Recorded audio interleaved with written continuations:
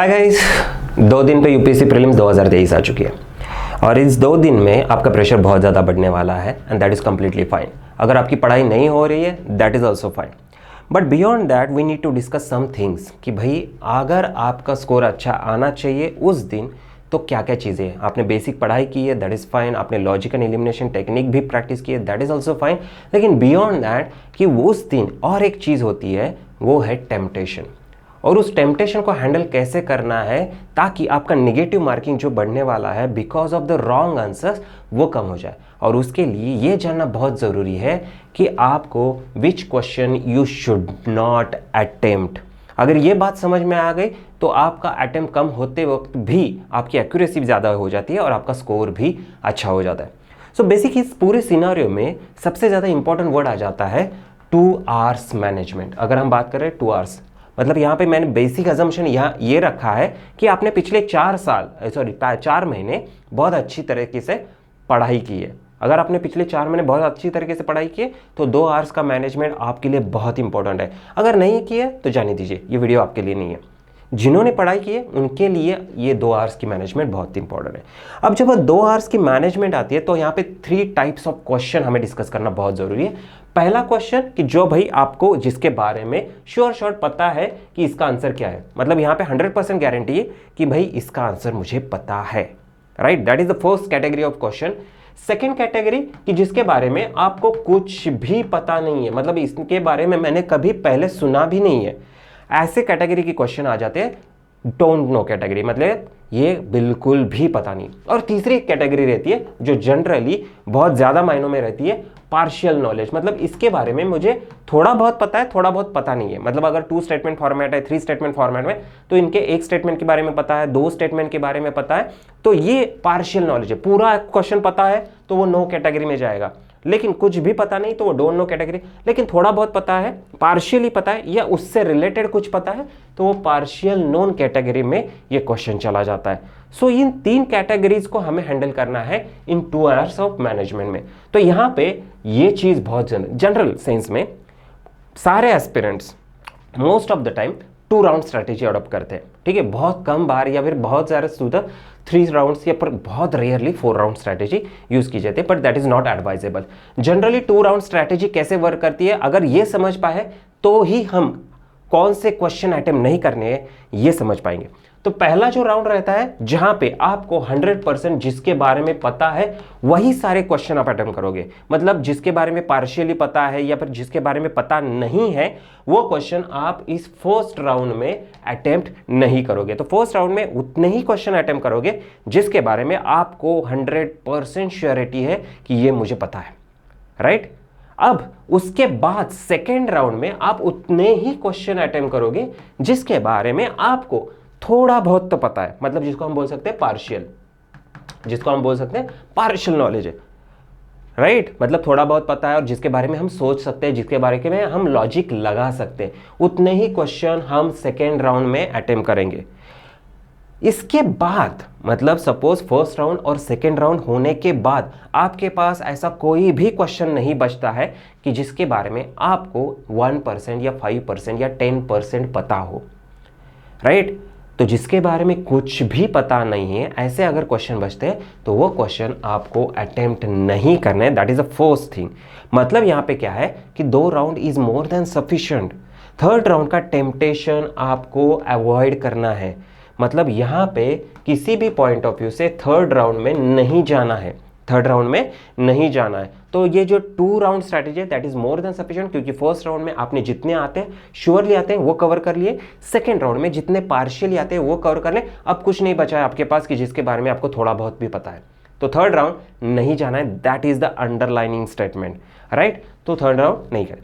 उसके आगे हम जब चाहते हैं, मतलब यहाँ पे फर्स्ट राउंड में हमें कोई दिक्कत नहीं होगी क्योंकि मुझे पता है। जनरली अब नेगेटिव मार्किंग कहां पे बढ़ती है, यहां पे बढ़ती है, तो इसका नेगेटिव मार्किंग कैसे कम किया जाए इसके बारे में बात करना पड़ेगी। तो यहां पे सेकेंड राउंड में पार्शियल नॉलेज होने के बावजूद कौन से क्वेश्चन यू शुड नॉट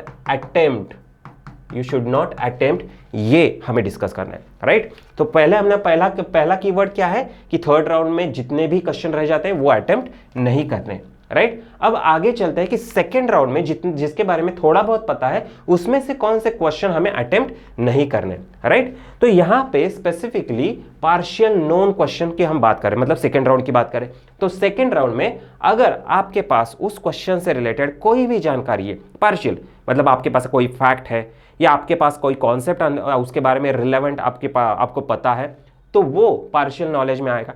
और उसके बेसिस पे make sure that this first one is should be fact not the logic, right. मतलब हो सकता है, नहीं चलेगा, पार्शियल नॉलेज में वो नहीं आता है। पार्शियल नॉलेज में मुझे ये पता है, यही क्राइटेरिया लगता है। तो अगर मुझे पार्शियली पता है, कोई फैक्ट पता है, कोई कॉन्सेप्ट पता है, तो उसके बेसिस पे अगर आपने सिर्फ एक ऑप्शन एलिमिनेट किया, सिर्फ एक ऑप्शन, 4 में से अगर आपने सिर्फ एक ऑप्शन एलिमिनेट किया तो आपके पास बचते हैं 3 और आपके पास कोई इंफॉर्मेशन नहीं है extra to eliminate one more option, then आपको ये क्वेश्चन अटेम्प्ट नहीं करना है। क्यों नहीं करना है? क्योंकि आपको जो लॉजिक लगाना है, क्योंकि जनरली क्या होता है, आपके पास 4 ऑप्शन रहता है, आपके पास अगर बेसिक नॉलेज है, कोई फैक्ट है, तो जनरली आप 2 ऑप्शन एलिमिनेट करते हैं, 2 ऑप्शन रह जाते हैं।